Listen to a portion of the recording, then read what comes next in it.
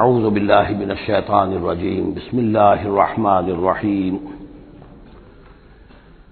قل لا اقول لكم عندي خزائن الله ولا اعلم الغیب ولا اقول لكم انی ملک ان اتبع الا ما یوحى الی قل هل يستوي الاعمى والبصیر افلا تتفکرون صدق اللہ العظیم۔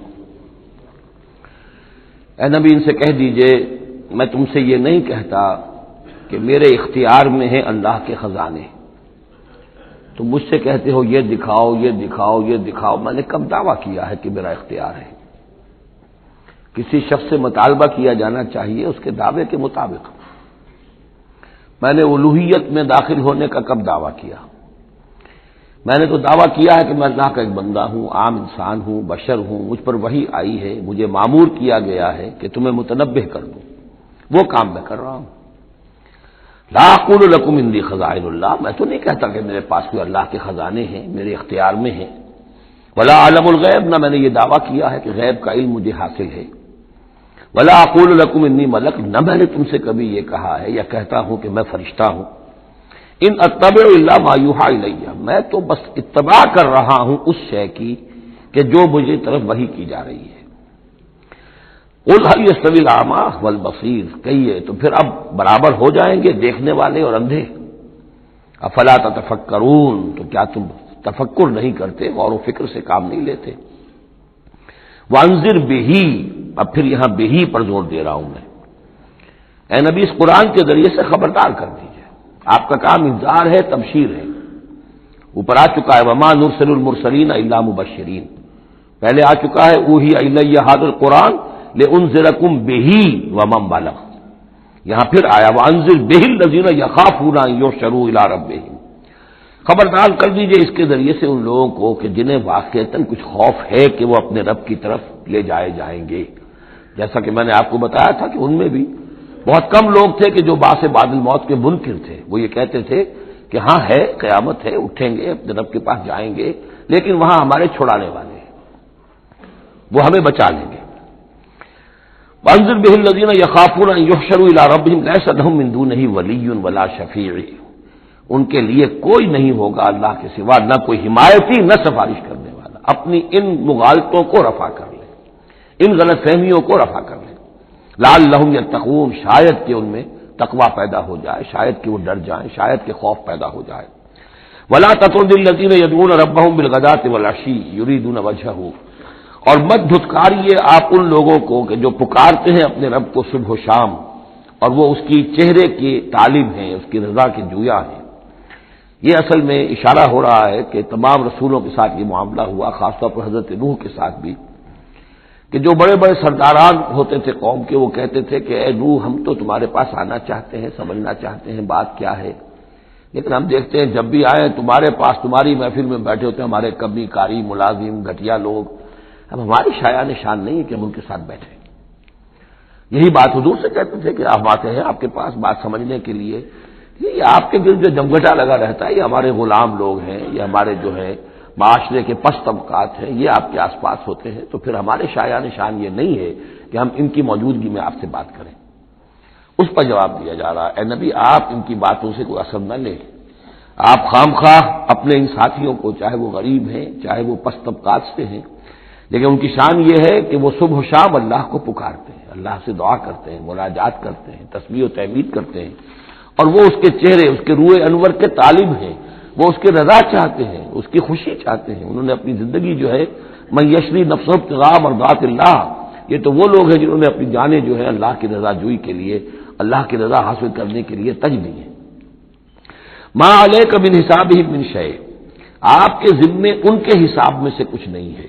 وما من حسابک علیہم من شیء، اور نہ آپ کا ان کے اوپر آپ کے حساب میں سے کچھ ہے، یعنی یہ کہ یہ تو ہر شخص کو اپنی کمائی کرنی ہے، آپ کے ذمہ آپ کا فرض ہے، آپ کرتے جائیے۔ جو آپ کے پاس آ رہے ہیں ان کا حساب بھی اللہ لے لے گا، جو آپ کے پاس نہیں آتے ان کا حساب بھی لے لے گا، ہر ایک کو اس کی طرز عمل کے مطابق وہ بدلہ دے دے گا۔ نہ آپ ان کی طرف سے جواب دہ ہیں نہ یہ آپ کی طرف سے جواب دہ ہیں۔ فتطردہم، تو اگر خدا نہ خواستہ بالفرض آپ ان کے دباؤ میں آ کر اگر انہیں دور کر دیں، اپنے سے دھتکار دیں، فتکون من الظالمین، تو آپ ظالموں میں سے ہو جائیں گے۔ وَكَذَلِكَ فَتَنَّا بَعْضَهُم بِبَعْضٍ، اور اسی طرح ہم نے بعض کو بعض کے ذریعے سے آزمایا ہے۔ حق کہہ رہا ہے ایک شخص لیکن ہے مفلس، اب وہ دولت مند جو ہے وہ مسکرائے گا، اس کو دیکھو یہ مجھے سمجھانے آیا ہے، اس کے کپڑے پھٹے ہوئے ہیں، جوتیاں پٹخارتا ہوا آ گیا مجھے سمجھانے کے لیے، اپنی حیثیت کو نہیں پہچانتا۔ حالانکہ دیکھنا یہ چاہیے کہ جو بات وہ کہہ رہا ہے صحیح ہے یا غلط۔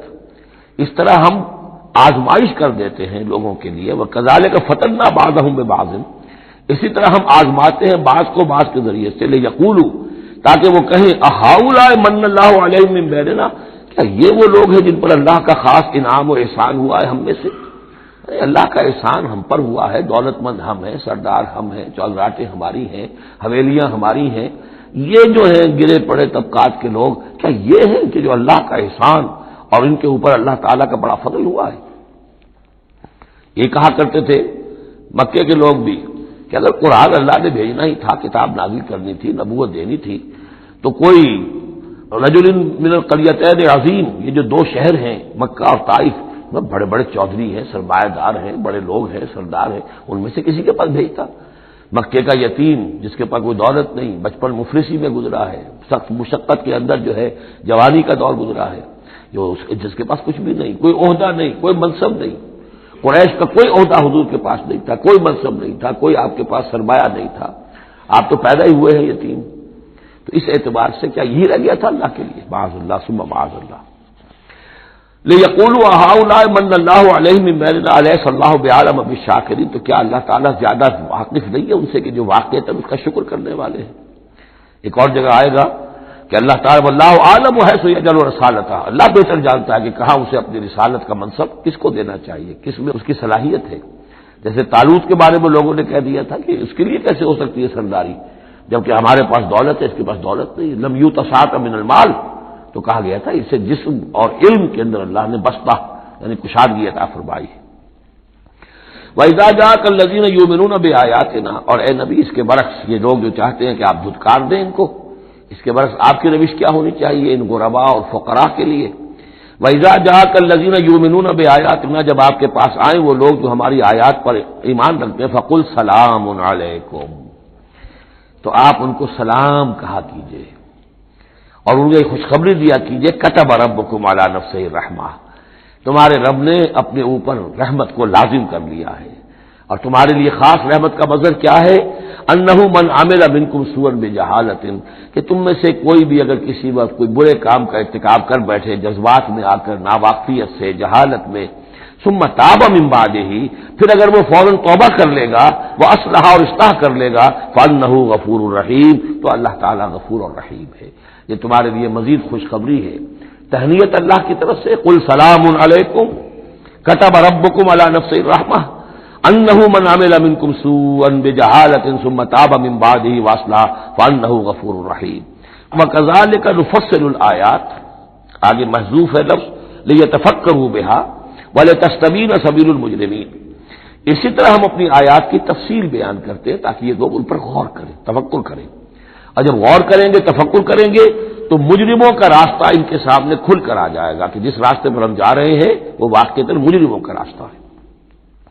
قل انی نہیت ان اعبد الذین تدعون من دون اللہ، کہہ دیجئے مجھے تو روک دیا گیا ہے ان کو پوجنے سے کہ جن کو تم پکارتے ہو اللہ کے سوا، یہ لات عزا منات ان کو میں نہیں پکار سکتا، مجھے روک دیا گیا ہے، مجھے تو حکم دیا گیا ہے لا تدعوا مع اللہ احدا، اللہ کے ساتھ کسی اور کو مت پکارو۔ قل لا اتبع اہواءکم، اور کہہ دیجئے ڈنکے کی کہ میں تمہاری خواہشات کی پیروی نہیں کر سکتا، قد ضللت اذن، اگر ایسا کروں گا تو میں خود گمراہ ہو جاؤں گا، وما انا من المہتدین، اور پھر نہ رہوں گا میں ہدایت والوں میں۔ قل انی علی بینۃ من ربی، اب اس کو ذرا نوٹ کر لیجئے، کہہ دیجئے کہ میں تو اپنے رب کی طرف سے ایک بڑی بینہ پر ہوں، میں جس راستے پر چل رہا ہوں روشن راستہ ہے، میں اس کا باطن بھی جانتا ہوں، اس کی حقیقت بھی مجھ پر منکشف ہے، اور یہ بینہ اصل میں کیا ہے، یہ جا کر آگے سورہ ہود میں یہ بات زیادہ کھلے گی کہ بینہ جو ہے وہ ایک عام انسان کے لیے دو چیزوں سے بنتی ہے، فطرت سلیمہ، جیسا کہ میں نے شروع میں عرض کیا تھا آپ سے، فطرت سلیمہ، عقل سلیم، اس سے انسان ایک حد تک آ گیا، پھر اللہ کی وحی جو آئی اس نے تصدیق کر دی، یہ بینہ بن گیا۔ اب اسی معنی میں پھر رسول اور پھر اللہ کی وحی مل کر بینہ بن جاتے ہیں، وہ لوگوں کے حق میں بینہ، اور خود اپنے حق میں بینہ کیا ہے؟ آپ کی اپنی فطرت سلیمہ، عقل سلیم، اور اس پر پھر وحی کی توثیق، وحی نے آ کر ان کو اجاگر کر دیا، ان حقائق کو جن تک آپ اپنی عقل سلیم اور فطرت سلیمہ کی رہنمائی میں پہنچ چکے تھے۔ قل انی علی بینۃ من ربی، کہہ دیجئے میں کوئی اندھیرے میں ٹامک ٹوئیاں نہیں مار رہا ہوں، تم جو مجھ سے مطالبے کر رہے ہو، مجھ پر دباؤ ڈال رہے ہو، میں تو اپنے رب کی طرف سے بینہ پر ہوں۔ وَكَذَّبْتُمْ بِهِ، تم نے اسے جھٹلا دیا ہے۔ مَا عِندِي مَا تَسْتَعْجِلُونَ بِهِ، میرے پاس وہ شے موجود نہیں ہے جس کی تم جلدی مچا رہے ہو۔ وہ جلدی مچاتے تھے، لے آئیے عذاب، بہت سن چکے ہم، کان پک گئے سن سن کر ہمارے، عذاب آئے گا عذاب آئے گا عذاب، کہاں ہے وہ عذاب؟ کہاں رکا ہوا ہے؟ 10 برس ہو گئے، میرے پاس نہیں ہے، میرے اختیار میں نہیں ہے۔ وہ عذاب بھی آئے گا، اللہ کے فیصلے سے آئے گا، جب وہ چاہے گا آئے گا۔ مَا عِندِي مَا تَسْتَعْجِلُونَ بِهِ، جس چیز کی تم جلدی مچا رہے ہو وہ میرے اختیار میں نہیں ہے۔ ان الحکم الا للہ، فیصلے کا اختیار کلیتاً اللہ کے ہاتھ میں ہے۔ یقص الحق، وہ حق بات بیان کر دیتا ہے، وہ خیر الفاصلین، اور وہ سب سے اچھا فیصلہ کرنے والا ہے۔ قل لو ان عندي ما تستعجلون به، اب اس میں وہ تلخی جو ہے وہ ظاہر ہو رہی ہے کہ تم جو تنگ آ گئے ہو میری باتیں سن سن کر، میرے اندر بھی تمہاری جانب سے بیزاری پیدا ہو چکی ہے۔ قل لو ان عندي ما تستعجلون به، کہہ دیجئے اگر میرے ہاتھ میں ہوتا، میرے اختیار میں ہوتا، میرے پاس ہوتا جس کی تم جلدی مچا رہے ہو، لَقُضِيَ الْأَمْرُ بَيْنِي وَبَيْنَكُمْ، تو میرے اور تمہارے مابین کبھی کا فیصلہ طے ہو چکا ہوتا، میں تمہیں ابھی مزید مہلت نہ دیتا۔ تم اگر تمہارے کان پک گئے تو میں بھی تنگ آ چکا ہوں، میرے بھی اب جو ہے صبر کا پیمانہ جو ہے وہ ایک حد کو پہنچ چکا ہے۔ لَقُضِيَ الْأَمْرُ بَيْنِي وَبَيْنَكُمْ، میرے اور تمہارے مابین کبھی کا فیصلہ چکا دیا گیا ہوتا۔ وَاللَّهُ أَعْلَمُ بِالظَّالِمِينَ، اللہ خوب واقف ہے ظالموں سے۔ وَعِندَهُ مَفَاتِحُ الْغَيْبِ، اسی کے پاس ہے خزانے غیب کے۔ یہ مفاتح جو یہاں جمع آیا ہے تو مفتاح کہتے ہیں کنجی کو، اس کی جمع بھی ہے، اور مفتاح کہتے ہیں اس کو جس سے کھولا گیا، یعنی خزانہ۔ یہاں پر مفتاح کی جمع ہے یہ مفاتح۔ وَعِندَهُ مَفَاتِحُ الْغَيْبِ، اسی کے پاس غیب کے سارے خزانے ہیں۔ لَا يَعْلَمُهَا إِلَّا هُوَ، کوئی جانتا ہی نہیں ان کو سوائے اس کے۔ وَيَعْلَمُ مَا فِي الْبَرِّ وَالْبَحْرِ، اور وہ تو جانتا ہے جو کچھ خشکی میں ہے اور جو کچھ سمندر میں ہے۔ وَمَا تَسْقُطُ مِنْ وَرَقَةٍ إِلَّا يَعْلَمُهَا، اور نہیں گرتا کوئی ایک پتا بھی کسی درخت سے مگر اللہ کے علم میں ہوتا ہے۔ وَلَا حَبَّةٍ فِي ظُلُمَاتِ الْأَرْضِ وَلَا رَطْبٍ وَلَا يَابِسٍ، نہیں گرتا کوئی دانہ نہ زمین کی تاریکیوں میں، وہ دانہ گھستا ہے زمین کے اندر بیج کی شکل میں، ولا رطب، نہ کوئی ہری چیز تر و تازہ، ولا یابس، نہ سوکھی چیز، الا فی کتاب مبین، ایک کتاب مبین میں سب کی سب موجود ہے۔ یہ کتاب مبین اللہ کا علم قدیم ہے، اللہ کا علم قدیم جس میں کہ ہر شے موجود ہے، ما کان و ما یکون، آنے واحد کی طرح۔ وَهُوَ الَّذِي يَتَوَفَّاكُم بِاللَّيْلِ، اب یہ لفظ یہاں پر آ گیا ہے، وہ جو قادیانیوں کے ساری خباثت کا توڑ جو ہے، وہ جو میں نے وضاحت آپ کو بیان کی تھی کہ وفا یوفی یتوفا، اب یہاں آ گیا وَهُوَ الَّذِي يَتَوَفَّاكُم بِاللَّيْلِ، وہی ہے جو تمہیں وفات دیتا ہے رات کے وقت۔ کیا وفات دیتا ہے؟ کیا انسان مر جاتا ہے؟ جان تو رہتی ہے، شعور نہیں رہتا۔ میں نے کہا تھا 3 چیزیں ہیں، جسم ہے، جان ہے، جان میں شعور ہے۔ بڑا پیارا ایک شعر ہے فارسی کا، جان نہاں در جسم تو در جان نہاں، جسم کے اندر تو پنہا ہے جان، جان میں وہ پنہا ہے۔ 3 چیزیں ہو گئی۔ یہاں اس شعر میں وہ سے مراد کچھ اور ہے، اس وقت میں اس پر نہیں جاؤں گا، لیکن 3 چیزیں سمجھ لیجئے۔ جان نہاں در جسم، جسم کے اندر جان پنہا ہے، تو در جان نہاں، وہ جان میں نہا ہے۔ اے نہا اندر نہا ہے جانے جان، یہ پھر کسی اور جگہ پر پڑھیں گے اس شعر کو انشاءاللہ۔ اب سمجھ لیجئے، ایک جسم ہے، جسم میں جان ہے، جان میں شعور ہے، اصل شے تو شعور ہے، لہذا نیند میں صرف شعور لے گئے، موت ہوئی تو شعور بھی لے گئے، جان بھی لے گئے، اور عیسیٰ کو لے گئے، شعور بھی لے گئے، جان بھی لے گئے، جسم بھی لے گئے۔ تو توفع جو ہے کل کا کل پورے طور پر ہوا ہے حضرت عیسیٰ علیہ السلام کا۔ ہمارا توفع یا توفی جو ہوتا ہے وہ تو ادھورا ہوتا ہے، جسم یہیں رہ جاتا ہے، جان اور شعور چلا جاتے ہیں، اور نیند میں شعور چلا گیا۔ وَهُوَ الَّذِي يَتَوَفَّاكُم بِاللَّيْلِ وَيَعْلَمُ مَا جَرَحْتُم بِالنَّهَارِ، وہی ہے جو تمہیں وفات دے دیتا ہے، قبضے میں لے لیتا ہے، يَتَوَفَّاكُم رات کے وقت، اور وہ جانتا ہے جو کچھ کہ تم کرتے ہو دن کے وقت۔ ثُمَّ يَبْعَثُكُم فِيهِ، پھر وہ دوبارہ اگلی صبح کو پھر تمہیں اٹھا دے گا، لِيُقْضَىٰ أَجَلٌ مُّسَمًّى، تاکہ وہ تمہاری جو مہلت ہے وہ پوری ہو جائے۔ یعنی روزانہ ایک طرح سے ہم موت کی آغوش میں چلے جاتے ہیں.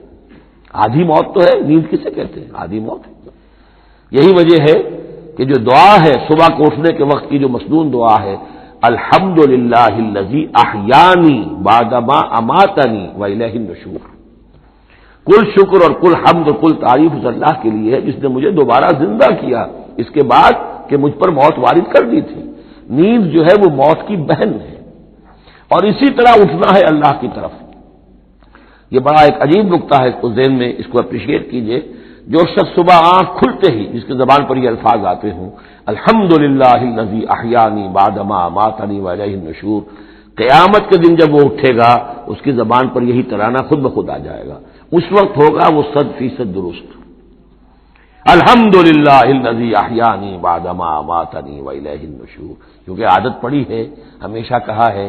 جیسے ہی شعور آیا الحمدللہ الذی احیانی بعدما اماتنی والیہ النشور، تو یہ وہ ترانہ جو ہے جو کہ باعث بعد الموت کے وقت ہماری زبان پر ہوگا، اس کا ریہرسل ہے جو آپ روزانہ کریں گے اگر یہ عادت پختہ کر لیں.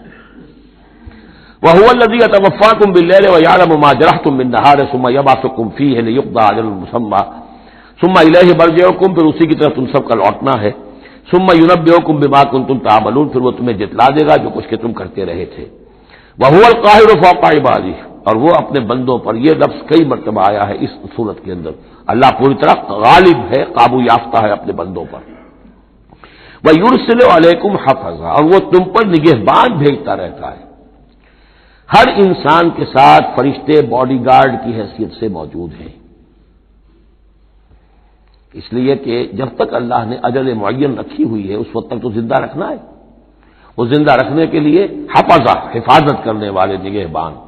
وہ جو میں نے ایک دفعہ پہلے بھی کہا تھا، بس اوقات تو محسوس ہوتا ہے کہ جیسے گاڑی ایسے سناٹے سے آپ کے ساتھ سے گزری ہے کہ معلوم ہوتا ہے کسی نے ہاتھ دے کر آپ کو بچایا، ورنہ بچنے کا کوئی امکان نہیں تھا. تو کوئی ہے، جب معلوم ہے کہ ابھی اس کی موت کا وقت نہیں آیا تو بچانے والے فرشتے ہمارے ساتھ ہوتے ہیں. حتیٰ اذا جاء احدکم الموت، یہاں تک کہ جب تم میں سے کسی کی موت کا وقت آتا ہے، توفته رسلنا، اب یا پھر توفا آ گیا، اب یہاں پہ شعور اور جان دونوں جائے گا. توفته رسلنا، تو ہمارے بھیجے ہوئے فرشتے جو ہیں وہ اس کو قبضے میں لے لیتے ہیں. وهم لا يفرطون، اور اس میں کوئی کمی نہیں کرتے، کوئی کوتاہی نہیں کرتے، جو حکم آیا اور جب آیا. ثم ردوا الى الله مولاهم الحق، پھر وہ لوٹا دیے جاتے ہیں اب اللہ کی طرف جو ان کا مولا ہے برحق، سچا. الا له الحکم، آگاہ ہو جاؤ، فیصلے کا اختیار اسی کے ہاتھ میں ہے، حاکمیت اسی کی ہے. ان الحکم الا للہ، یہ دوسری مرتبہ آیا یہاں. وهو اسرع الحاسبین، اور وہ حساب کرنے والوں میں سب سے بڑھ کر تیز ہے، یعنی اسے دیر نہیں لگے گی. اس کے کمپیوٹرز جو ہیں وہ کوئی بہت ہی سپر کمپیوٹر جن کا ہم تصور بھی نہیں کر سکتے. قل من ينجيكم من ظلمات البر والبحر تدعونه تضرعا وخفيا، ان سے پوچھئے کون تمہیں نجات دیتا ہے اندھیروں میں سے، وہ تاریکی کے ہوں یا سمندر کے. سمندر میں گھپ اندھیرا ہے، کشتی چل رہی ہے، کچھ نظر نہیں آ رہا ہے، اوپر بادل بھی ہے. اب اس وقت انسان کو کچھ نہیں سوچتا، ہاتھ کو ہاتھ سجھائی نہیں دے رہا، کون تمہیں پھر بھی بچاتا ہے وہاں. من ينجيكم. اسی طرح کوئی قافلہ ہے بھٹک گیا ہے، اندھیری شب ہے، جدا اپنے قافلے سے ہے تو، اب یہ کہ اندھیرے کے اندر بھٹک رہا ہے، نہ دائیں کا نہ بائیں کا پتہ نہیں. ہر درخت معلوم ہوتا ہے کوئی آسیب ہے، کوئی بھوت ہے جنہیں چلا آ رہا ہے، پھر بھی اللہ بچاتا ہے تمہیں.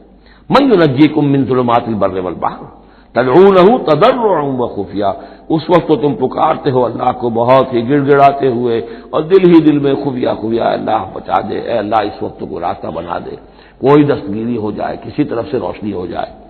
لیکن انجانا من هذه، اور کہتے ہو تم دل میں اگر اللہ نے ہم کو اس سے بچا لیا، نجات دے دی، لنکونن من الشاکرین، پھر تو اب باقی زندگی تو بالکل اللہ کے شکر گزار بندے بن کر ہم گزار دیں گے. قل اللہ ینجیکم منها، اللہ تعالیٰ پھر نجات دیتا ہے تمہیں اس سے. ومن کل کرب، اور ہر کرب سے، ہر تکلیف سے. ثم انتم تشرکون، پھر اس کے بعد تم آگے پھر شرک شروع کر دیتے ہو، پھر تمہیں اپنی دیویاں دیوتا، اپنے آلہہ، اپنے چودھری، اپنے سردار یاد آ جاتے ہیں. قل هو القادر على ان يبعث عليكم عذابا من فوقكم، یہ آیت جو ہے یہ بہت اہم ہے کہ عذاب الہی کی کئی قسمیں ہیں، 3 قسمیں یہاں بیان ہوئی ہیں. کہہ دیجئے وہ قادر ہے اس پر کہ تم پر بھیج دے کوئی عذاب من فوقکم، تمہارے اوپر سے. آسمان کا ٹکڑا گر جائے، کوئی میٹیورائٹ گر جائے، جو بعض خبریں آتی رہتی ہیں کوئی آ رہا ہے، لیکن یہ کہ وہ پھر تحریر ہو جاتا ہے کہیں، جو بھی اوزون لیئر ہے یا کچھ اور ہے، بچت ہے، لیکن یہ کہ اگر اللہ چاہے تو جہاں آسمان پر سے کوئی عذاب بھیج دے آپ کے اوپر، او من تحت ارجلکم، یا آپ کے قدموں کے نیچے سے زمین پھٹ جائے، شق ہو جائے، زلزلہ آئے، زمین دھس جائے، یہ بھی ہوتا ہے، خسف ہوں گے، قیامت سے پہلے بڑے بڑے 3 خسف ہونے ہیں جن کی خبر دی گئی ہے احادیث کے اندر، بڑے بڑے ٹکڑے زمین کے دھس جائیں گے اندر۔ قل هو القادر على ان يبعث عليكم عذابا من فوقكم او من تحت ارجلكم، یہ 2 شکلیں ہو گئی، اوپر سے یا قدموں کے نیچے سے، او يلبسكم شيعا، یا تمہیں گروہوں میں تقسیم کر دے، ويذيق بعضكم بعض بعض، اور ایک کی طاقت کا مزہ دوسرے کو چکھائے۔ اب لڑو آپس میں، پرانے اور نئے سندھی لڑو آپس میں، پنجابی اور اردو بولنے والے لڑو، اور بلوچ اور پختون لڑو، مارو ایک دوسرے کو۔ اللہ تعالیٰ کو نہ آسمان کو تکلیف دینے کی ضرورت کہ اس کا کوئی ٹکڑا گرائے، نہ زمین کو کوئی مشقت دینے کی کہ وہ پھٹے، کوئی ضرورت نہیں، آپس میں تقسیم ہو جاؤ کہ گروہ بندی ہو جائے گی، شیعہ سنی کو مارے اور سنی شیعہ کو مارے۔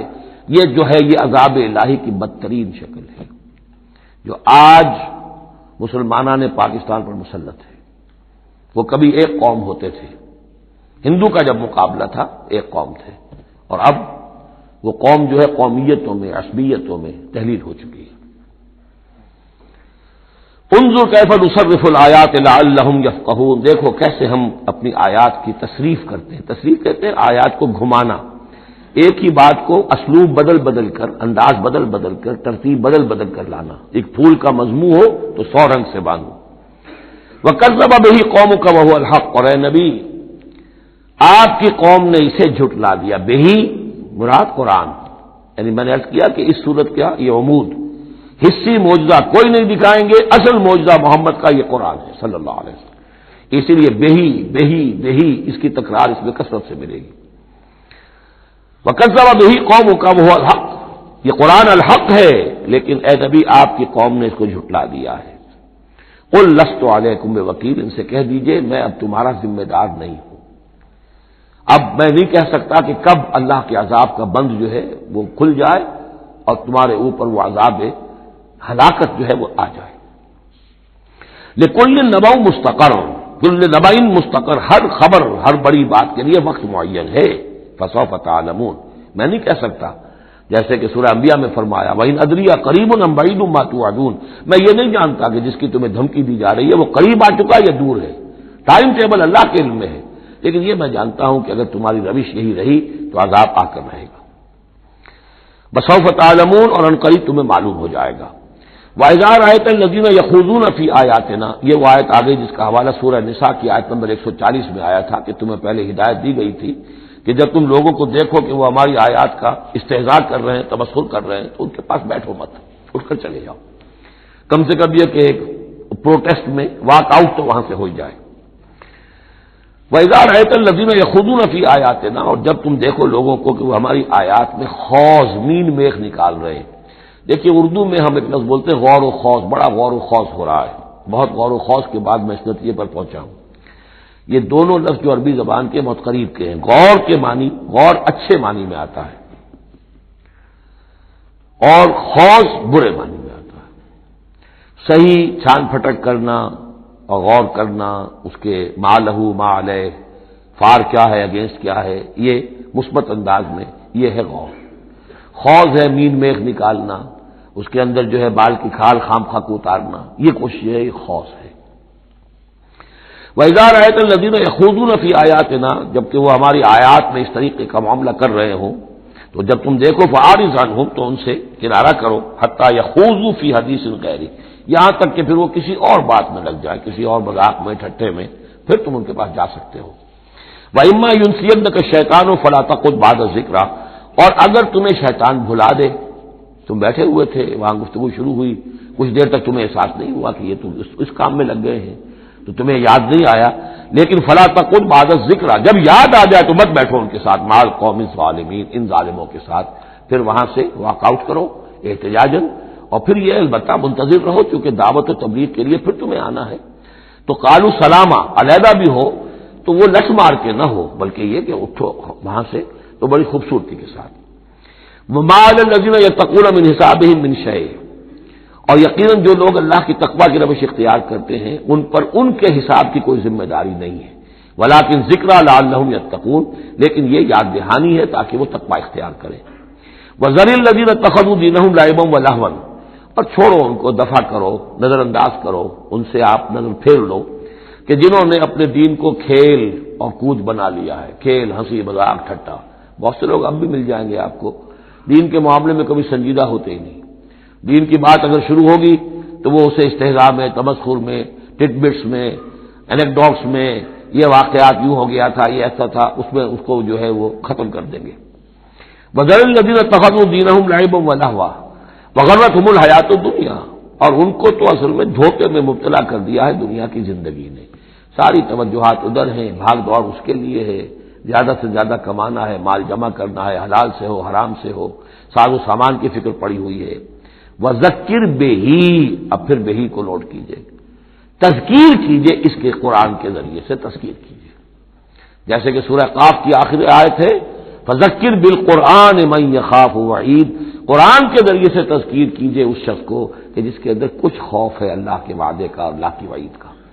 تو یہاں بھی آیا کہ آپ ان کو چھوڑیے، وذکر بہی ان تبصر نفس بما کسبت، اس قرآن کے ذریعے سے انہیں تذکیر کرائیے، یاد دہانی کرائیے کہ مبادا کوئی شخص گرفتار ہو جائے اپنے کرتوتوں کے عوض، وہ وقت نہ آ جائے کہ تم اپنی رنگ رلیوں اور کرتوتوں کے عوض رہن رکھے جاؤ، گرفتار ہو جاؤ۔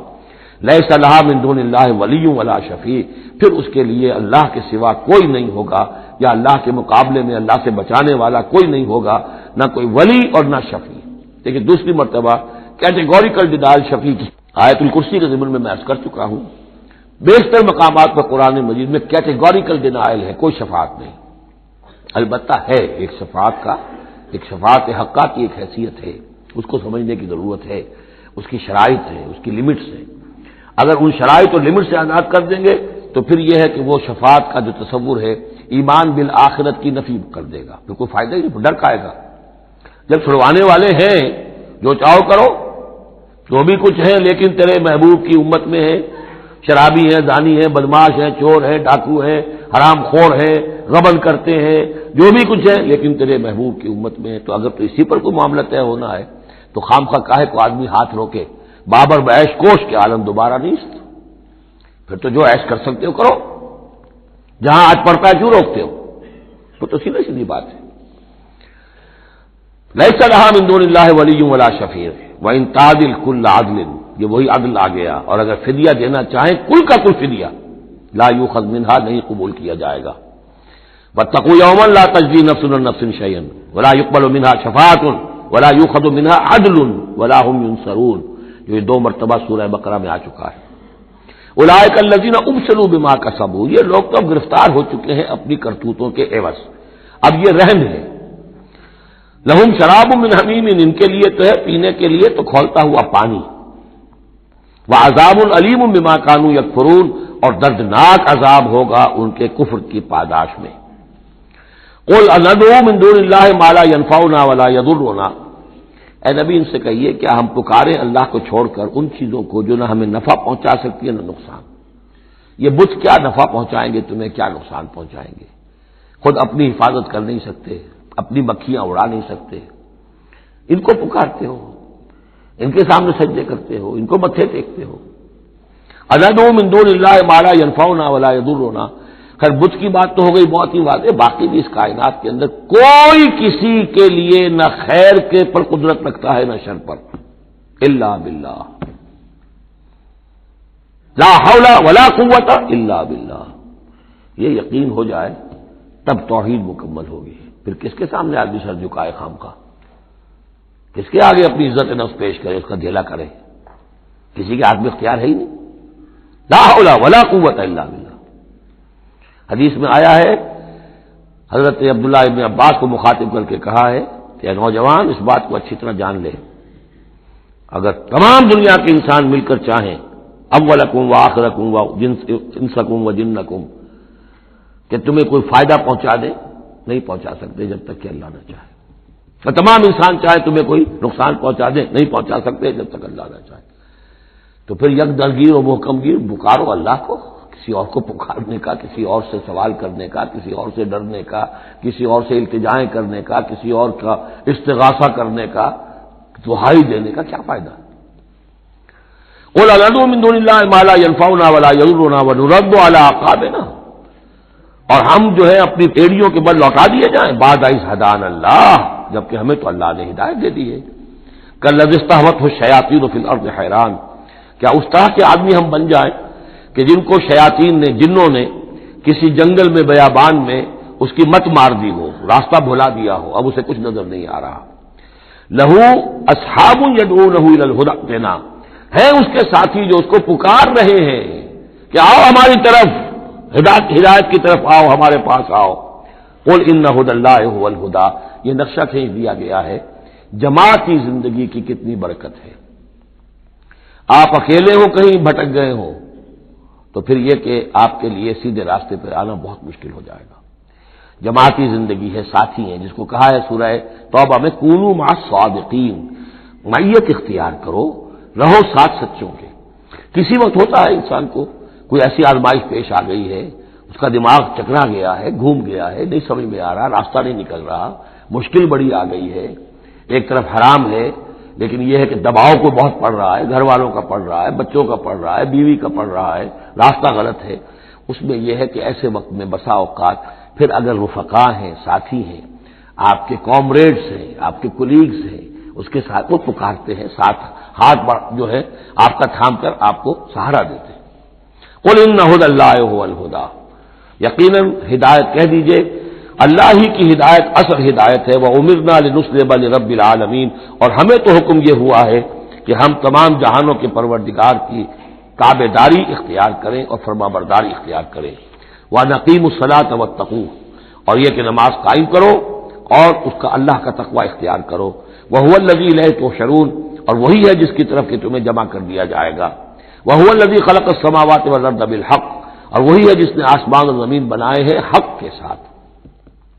یہاں حق کے کیا معنی ہے؟ ود اے پرپس، یہ بیکار نہیں ہے۔ ربنا ما خلقت ھذا باطلا، اے رب ہمارے تو نے یہ سب باطل نہیں بنایا، بیکار نہیں بنایا، بے مقصد نہیں بنایا۔ سورہ آل عمران کی آخری رکوع کی جو دعا ہے، بلکہ باطل کے مقابلے میں کیا حق۔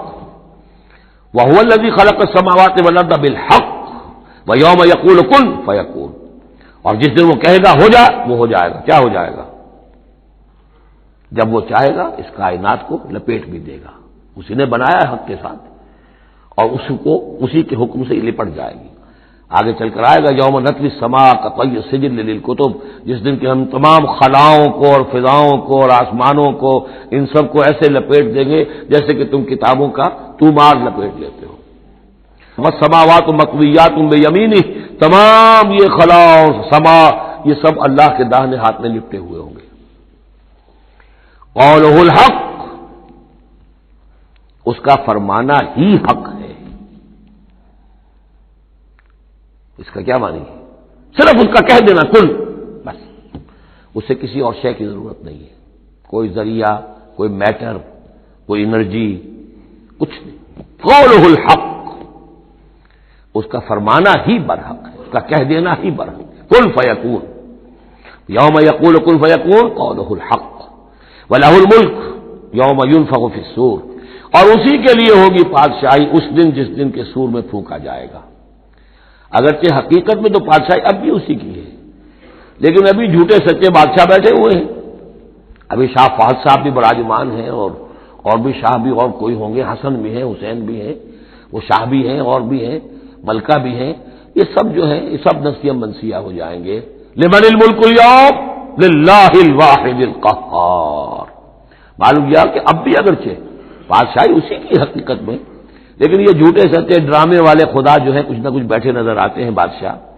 وَلَهُ الْمُلْكُ يَوْمَ يُنفَخُ فِي الصُّورِ، عالم الغیب، وہ تمام غیب کا جاننے والا، والشہادہ، اور کھلی باتوں کا جاننے والا، وَهُوَ الْحَكِيمُ الْخَبِيرُ، اور وہ کمال حکمت والا اور ہر شے سے باخبر۔ وَإِذْ قَالَ إِبْرَاهِيمُ لِأَبِيهِ آزَرَ، اب اس میں آپ دیکھیں گے اس سورہ مبارکہ میں حضرت ابراہیم کا ذکر ہے، اور پھر ان کی نسل کے بعد انبیاء کرام کا ذکر ہے۔ ایک گلدستہ تو ہم پڑھ آئے ہیں سورہ نساء کے آخر میں، وہاں 13 انبیاء اور رسل کے نام آئے تھے.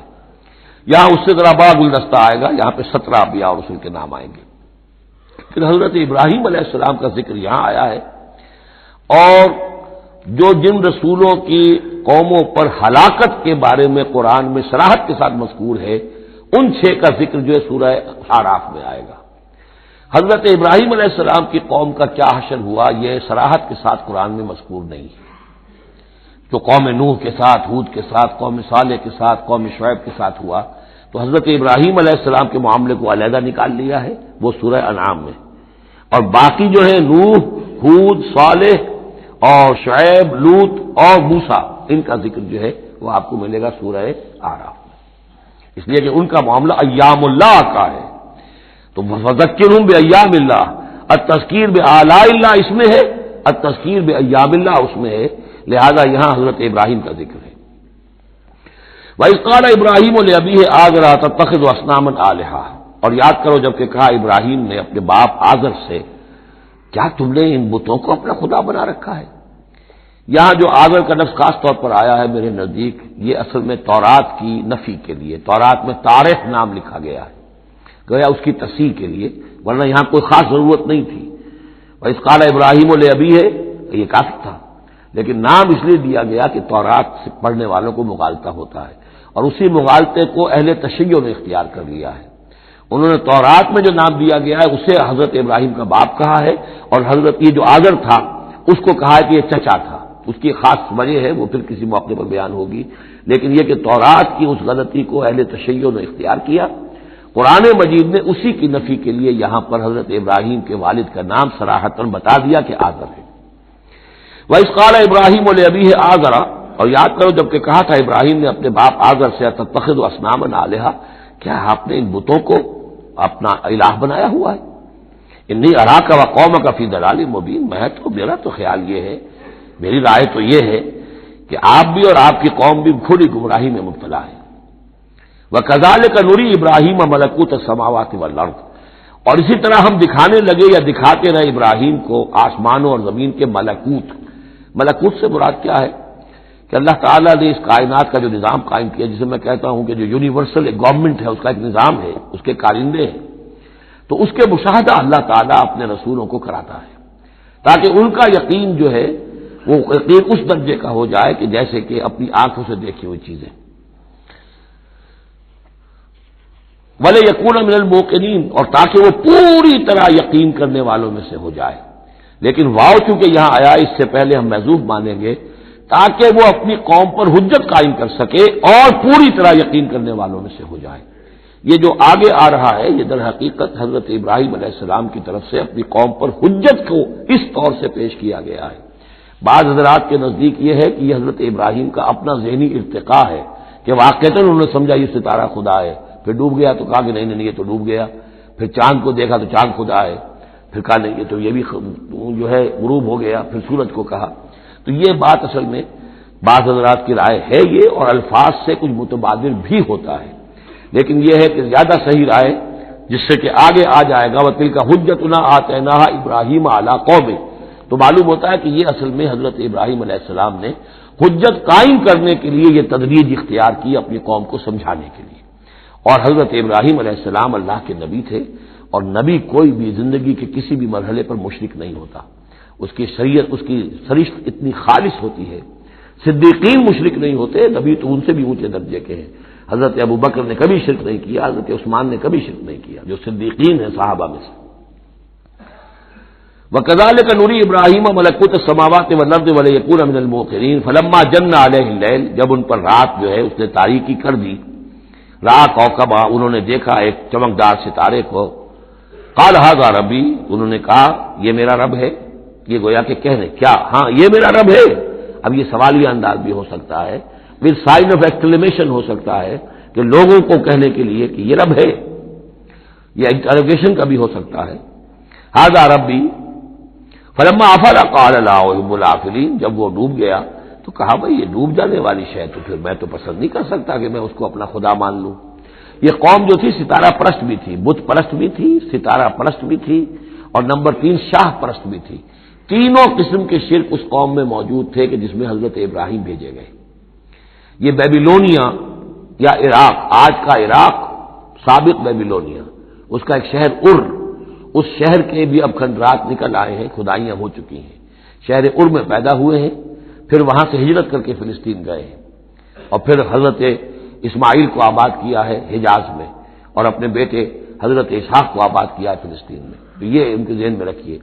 اور اس وقت عراق میں یہ شرک جو ہے گھٹا ٹوپ اندھیرے تھے کہ ان کے یہاں بت پرستی بھی تھی، ستارہ پرستی بھی تھی، اور تیسرے یہ کہ بادشاہ بھی نمرود جو تھا وہ یہ کہتا تھا کہ میں خدا ہوں۔ اس کا مکالمہ جو ہے جو اس نے کیا تھا محاجہ حضرت ابراہیم سے، وہ سورہ بقرہ میں ہم پڑھ چکے ہیں۔ انا احیی و امیت، میں بھی یہ اختیار رکھتا ہوں، جس کو چاہوں زندہ رکھوں، جس کو چاہوں مار دوں۔ فلما رأى القمر بازغا، جب انہوں نے دیکھا چاند چمکتا ہوا، قال ھذا ربی، کہا ہاں یہ معلوم ہوتا ہے کہ یہ ہے رب۔ فلما افل قال لئن لم يهدني ربی، جب وہ بھی ڈوب گیا، غائب ہو گیا، تو انہوں نے کہا کہ اگر میرے رب نے مجھے ہدایت نہ دی تو پھر میں تو قوم ضالین میں سے ہو جاؤں گا۔ گویا کہ ابھی یہ الفاظ ہیں کہ جن سے اشارہ ہوتا ہے کہ شاید ابھی ان کا اپنا ذہنی اور فکری ارتقاء ہو رہا ہے۔ میں نے کہا تھا کہ الفاظ سے متبادر ہوتا ہے، لیکن یہ کہ ان دونوں چیزوں کو، دونوں سائڈز کو ناپ تول کر جو رائے بنتی ہے وہ دوسری ہے۔ فلما رأى الشمس بازغة، جب دیکھا سورج بہت چمکدار، قال ھذا ربی ھذا اکبر، تو فرمایا ہاں یہ ہے رب، یہ سب سے بڑا ہے۔ فلما افلت، جب وہ بھی ڈوب گیا، قال یا قوم انی بریء مما تشرکون، انہوں نے کہا اے میری قوم کے لوگوں، میں تو بری ہوں، اعلان برات کرتا ہوں ان سب سے جنہیں تم شریک ٹھہرا رہے ہو۔ انی وجہت وجہی للذی فطر السماوات والارض حنیفا، میں نے تو اپنا رخ کر لیا ہے، اپنا چہرہ جو ہے ادھر کر لیا ہے اس ہستی کی طرف جس نے آسمانوں اور زمین کو بنایا یکسو ہو کر، وما انا من المشرکین، اور میں مشرکوں میں سے نہیں۔ وحاجہ قومہ، اب اس پر محاجہ کیا ان سے ان کی قوم نے، وہ حجت بازی شروع کر دی، یہ تم نے کیا کہہ دیا؟ سارے دیویوں کی نفی کر دی، سارے ستاروں کی نفی کر دی، ہر چیز کی نفی کر دی، اب تم پر مار پڑے گی فلاں دیوی کی اور فلاں ستارے کی نحوست جو ہے اس کا تم نے انکار کیا، تیار ہو جاؤ، اب تمہارے اوپر شامت آئے گی۔ قال تحاجونی فی اللہ وقد ہدان، انہوں نے فرمایا مجھ سے محاجہ کر رہے، حجت بازو کر رہے اللہ کے بارے میں، جبکہ اس نے تو مجھے ہدایت دے دی ہے، مجھے تو اللہ نے ہدایت دی ہے۔ ولا اخاف ما تشرکون بہ، اور مجھے کوئی خوف نہیں ان ہستیوں کا جنہیں تم شریک ٹھہرا رہے ہو، مجھے کوئی خوف نہیں۔ الا یشاء ربی شیئا، ہاں اللہ کو چاہے میرے ساتھ کہ کوئی تکلیف مجھے آ جائے، کوئی آزمائش آ جائے تو ٹھیک ہے، میرا رب ہے، لیکن مجھے کوئی کسی کا ڈر نہیں، نہ تمہارے کسی دیوی کا، نہ دیوتا کا، نہ کسی ستارے کی نحوست کا، اور نہ کسی اور کا۔ لا اخاف ما تشرکون بہ، تم جس کا مجھے ڈراوا دے رہے ہو مجھے ان میں سے کسی کا کوئی خوف نہیں۔ الا یشاء ربی شیئا، الا یہ کہ میرا رب میرے لیے کچھ چاہے جو چاہے۔ وسع ربی کل شیء علما، یقیناً میرا رب جو ہے وہ تو ہر شے کے علم کے اعتبار سے احاطہ کیے ہوئے ہے۔ افلا تتذکرون، تو کیا تم عقل سے کام نہیں لیتے، تم نہیں سوچتے، نصیحت اخذ نہیں کرتے؟ وکیف اخاف ما اشرکتم، میں کیسے ڈروں ان سے جنہیں تم نے شریک ٹھہرا رکھا ہے۔ ولا تخافون انکم اشرکتم باللہ، جبکہ تم نہیں ڈرتے کہ تم نے اللہ کے ساتھ شریک ٹھہرا دیے۔ ما لم ينزل به علیکم سلطانا، اور ان ہستیوں کو شریک ٹھہرا دیا ہے جن کے لیے کہ اللہ نے کوئی سلطان، کوئی سند نہیں اتاری۔ ہاں اللہ نے اپنی کتابوں میں کوئی سند اتاری ہوتی، عقل انسانی میں اس کی کوئی بنیاد ہوتی تو کوئی بات بھی ہوتی، نہ عقل میں، نہ فطرت میں، نہ کسی آسمانی کتاب میں کسی معبود کے لیے کوئی گنجائش نہیں ہے ہی نہیں۔ وَكَيْفَ أَخَافُ مَا أَشْرَكْتُمْ وَلَا تَخَافُونَ أَنَّكُمْ أَشْرَكْتُمْ بِاللَّهِ مَا لَمْ يُنَزِّلْ بِهِ عَلَيْكُمْ سُلْطَانًا فَأَيُّ الْفَرِيقَيْنِ أَحَقُّ بِالْأَمْنِ إِن كُنتُمْ تَعْلَمُونَ، تو اگر تم علم رکھتے ہو تو بتاؤ دونوں فریقین میں سے، یعنی ایک موحد ہے، ایک اللہ واحد پر ایمان رکھتا ہے، ساری قوت اس کے ہاتھ میں ہے، سارا اقتدار اس کا ہے، ہر شے اس کے قبضہ قدرت میں ہے۔ ایک وہ ہے کہ جو اس کو ماننے کے ساتھ ساتھ کچھ اور چھوٹے دیوی دیوتا سینکڑوں جو ہے وہ ان کو بھی مانتے ہیں۔ امن اور چین اور سکون کس کو میسر آئے گا؟ قلبی چین، روحانی اطمینان اور سکون۔ ای الفریقین احق بالامن، ان دونوں میں سے موحدین اور مشرکین میں سے امن، سکون، اطمینان، چین اور راحت کا کون زیادہ حقدار ہے؟ بتاؤ اگر تم جانتے ہو۔ اور اس کا جواب خود دیا، الذین آمنوا ولم یلبسوا ایمانہم بظلم، یقیناً وہ لوگ جو ایمان لائیں اور اپنے ایمان پر کسی طرح کے شرک کی آلودگی نہ ہونے دیں. یہاں لفظ ظلم آیا ہے، ظلم کسی چھوٹے گناہ کو بھی کہہ سکتے ہیں. اسی لیے اس پر صحابہ گھبرا گئے تھے کہ حضور کون شخص ہوگا کہ جس نے کبھی کوئی ظلم نہ کیا ہو، اور نہیں تو اپنے اوپر ظلم کرتا ہے آدمی، کسی پر ظلم کرتا ہے.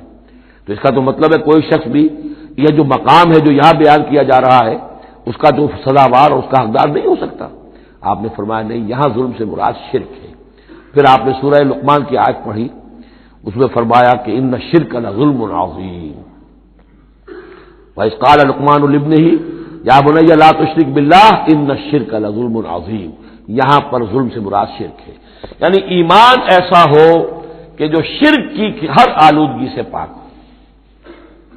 میں یہاں پھر تذکرہ کیے دیتا ہوں، شروع میں بھی عرض کیا تھا شرک کسے کہتے ہیں، شرک کی قسمیں کون کون سی ہیں، کون کون سے بھیس بدل کر یہ شرک آتا ہے.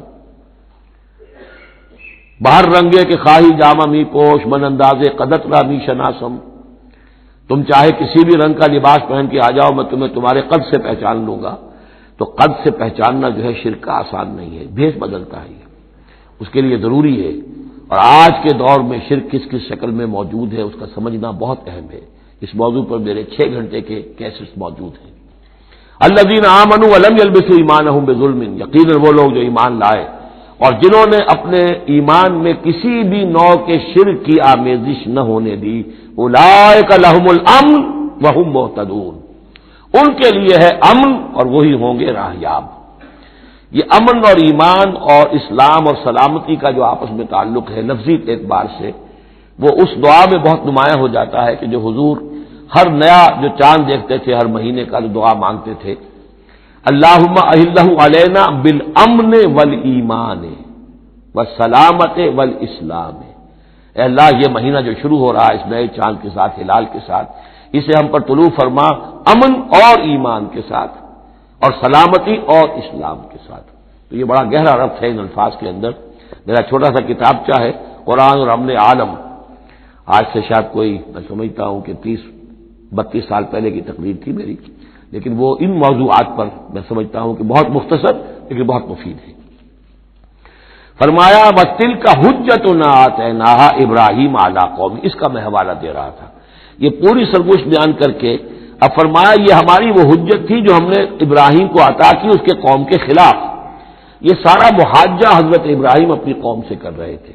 بظاہر اس کو توریہ کہتے ہیں. ایک ہوتا ہے جھوٹ بولنا، ایک ہوتا ہے توریہ.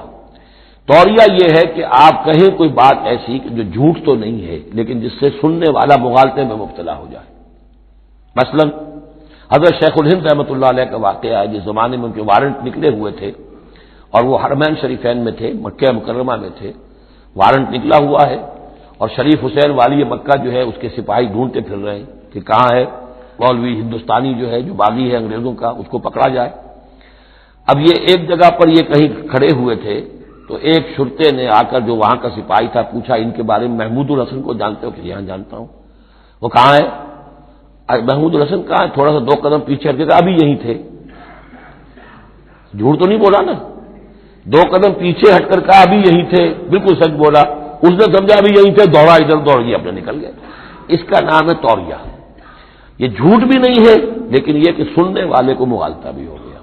اصل میں حضرت ابراہیم علیہ السلام کے کلام میں یہ توریہ کا انداز جو ہے وہ بہت ہے، تاکہ لوگوں کو جیسے جب بتوں کو سب کو توڑ دیا تو کہا کہ اس نے توڑا ہوگا یہ جو بڑا ہے، جو صحیح سالم کھڑا ہوا ہے بڑا بت، اور تیشا بھی جو ہے جس سے توڑا تھا سب کو وہ اس کے گردن میں لگا دیا کہ یہ جو ہے جو آلہ ہے، آلہ واردات بھی اسی کے پاس سے برآمد ہو رہا ہے اور یہ سالم ہے، باقی سب ٹوٹ گئے ہیں تو قرائن کی شہادت بھی ہے کہ یہی ہے، پکڑو اس کو.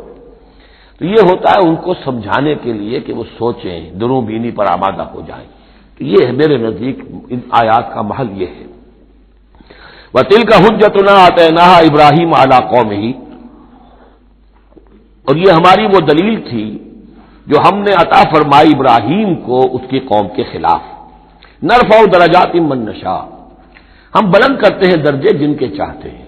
اب ظاہر بات ہے یہاں کہنے کا مقصد یہ ہم نے ابراہیم کے درجے بہت بلند کیے. ان ربک حکیم علیم، یقیناً تیرا رب حکیم اور علیم ہے. وَوَهَبْنَا لَهُ إِسْحَاقَ وَيَعْقُوبَ، اب وہ گلدستہ شروع ہو رہا ہے. اور ہم نے اسے عطا فرمایا اسحاق جیسا بیٹا، یعقوب جیسا پوتا، کلن ہدینا، سب کو ہم نے ہدایت دی، ونوحا ہدینا من قبل، اور نوح کو ہم نے ہدایت دی تھی ان سے بھی پہلے، ومن ذریتہ، اور ان کی اولاد میں سے حضرت ابراہیم کی اولاد میں سے داؤد و سلیمان و ایوب و یوسف و موسیٰ و ہارون، کیسے کیسے عظیم نبی ہم نے اٹھائے، داؤد جیسا بادشاہ، سلیمان جیسا بادشاہ، ایوب اور یوسف اور موسیٰ اور ہارون، وکذالک نجزی المحسنین، اسی طرح ہم بدلہ دیتے ہیں محسنین کو۔ یہ لوگ ظاہر بات ہے کہ ایمان کی اس بلند ترین منزل پر فائز تھے، جس کو ہم پڑھائیں سورہ مائدہ میں کہ ثم اتقوا واحسنوا واللہ یحب المحسنین، وزکریا و یحییٰ و عیسیٰ و الیاس، مزید برآں زکریا جیسے نبی، یحییٰ جیسے نبی، عیسیٰ علیہ السلام و الیاس کل من الصالحین، یہ سب کے سب نیک بختوں میں سے تھے، و اسماعیل و الیسع و یونس و لوطا، اور اسماعیل اور الیسع اور یونس اور لوط، وکلا فضلنا علی العالمین، سب کو ہم نے تمام جہان والوں پر فضیلت دی، ومن آبائہم، اور ان کے آباء و اجداد میں سے بھی، وذریاتہم، اور ان کی نسلوں میں سے بھی، واخوانہم، اور ان کے بھائیوں میں سے بھی، واجتبیناہم، ہم نے ان کو چن لیا، پسند کر لیا، سلیکٹ کر لیا، وہدیناہم الی صراط مستقیم، اور ہم نے ان کو ہدایت دی سیدھے راستے کی طرف۔ ذالک ھدی اللہ یہدی بہ من یشاء من عبادہ، یہ اللہ کی وہ ہدایت ہے جس کی وہ ہدایت بخشتا ہے جس کو چاہتا ہے اپنے بندوں میں سے۔ وَلَوْ أَشْرَكُوا، اور اگر بالفرض وہ بھی شرک کرتے، لَحَبِطَ عَنْهُمْ مَا كَانُوا يَعْمَلُونَ، ان کے بھی سارے اعمال حبط ہو جاتے۔ شرک اتنی بری شے ہے، اتنے اونچے اونچے مراتب، اتنے اعلیٰ اعلیٰ مقامات، اللہ کی محبوب شخصیتیں، اولو العزم پیغمبر اور یہ عظیم انبیاء، لیکن بالفرض یہ سمجھانے کے لیے، ظاہر بات ہے کوئی امکان نہیں تھا کہ وہ شرک کرتے، لیکن ہمیں سمجھانے کے لیے شرک وہ شے ہے، ان اللہ لا یغفر ان یشرک بہ ویغفر ما دون ذلک لمن یشاء ولو اشرکوا لحبط عنہم ما كانوا یعملون، اگر وہ شرک کرتے تو ان کے بھی تمام اعمال حبط ہو جاتے۔ اولئک الذین آتیناہم الکتاب والحکم والنبوۃ، یہ وہ لوگ ہیں جن کو ہم نے کتاب دی، اپنی حکمت اور شریعت سے نوازا، نبوت سے سرفراز فرمایا۔ وَإِن يَكْفُرْ بِهَا هَؤُلَاءِ، اور اگر کفران نعمت کریں یہ لوگ اس کی، یہ جو آیات اب اللہ تعالیٰ نے دی ہیں تمہیں اے محمد صلی اللہ علیہ وسلم، اگر یہ لوگ ان آیات کی اب ناشکری کر رہے ہیں، کفران نعمت کر رہے ہیں، اگر وہ ان سے فائدہ نہیں اٹھا رہے، ان کی روشنی سے اپنے دلوں کو منور نہیں کر رہے، فقد وکلنا بہا قوما لیسوا بہا بکافرین، تو ہم نے ایک اور قوم کو تیار کر رکھا اس کام کے لیے کہ وہ اس کی ناقدری نہیں کرے گی، یعنی یہ کہ مدینے کے انصار انشاءاللہ اس کی قدر کریں گے۔ مکے کے یہ لوگ جو ہیں اگر ناقدری کر رہے ہیں محمد صلی اللہ علیہ وسلم، اور تمہاری باتیں جو ہیں اب تک 10-11 برس ہونے کو آ گئے ہیں، اس کے نتائج جو ہیں بڑے ہی کم سے کم یہ کہ مایوس کن نہیں تو دل شکن ضرور ہے۔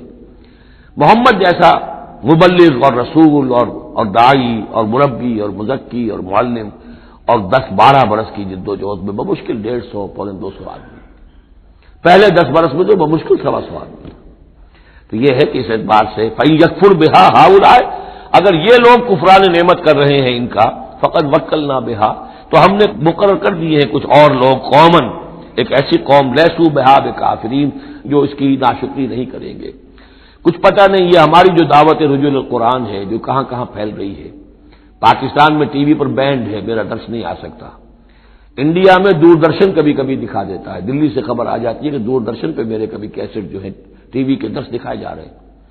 بامبے میں جو کیبل ٹی وی ہے، 8000 فیملیز ہیں جو ہر ہفتے 2 مرتبہ میرا درس قرآن دیکھ رہے ہیں کیبل ٹی وی پر، اور وہی لوگ ہیں کہ جنہوں نے چاہا ہے کہ اب ان کو ایسی اس کی ریکارڈنگ مل جائے کہ اسے سیٹلائٹ کے اوپر لے جا سکے، اور یہ کہاں ہو رہا ہے؟ بھارت میں، دارالکفر میں، اور پاکستان میں کیا ہو رہا ہے؟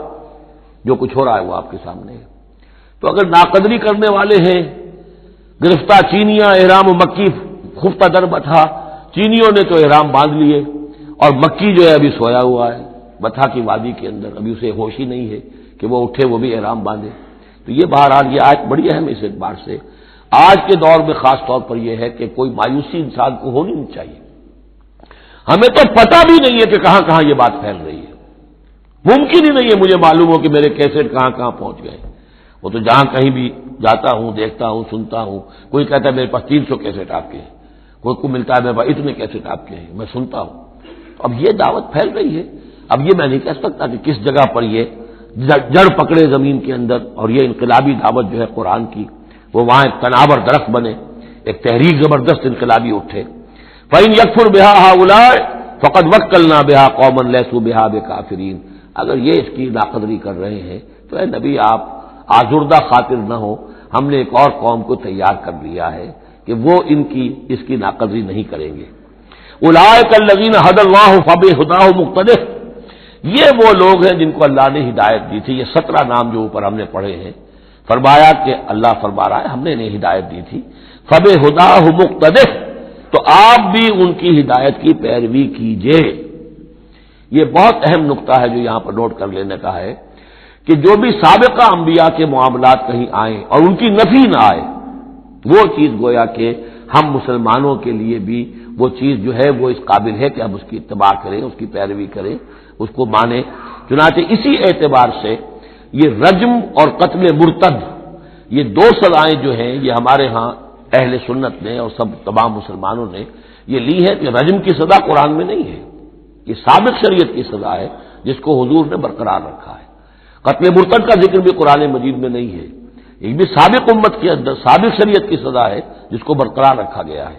جب تک کسی شے کی نفی نہ ہو جائے سابق جو بھی شریعت ہے اس کی, اس وقت تک یہ ہے کہ وہ چیز بھی لاگو رہے گی.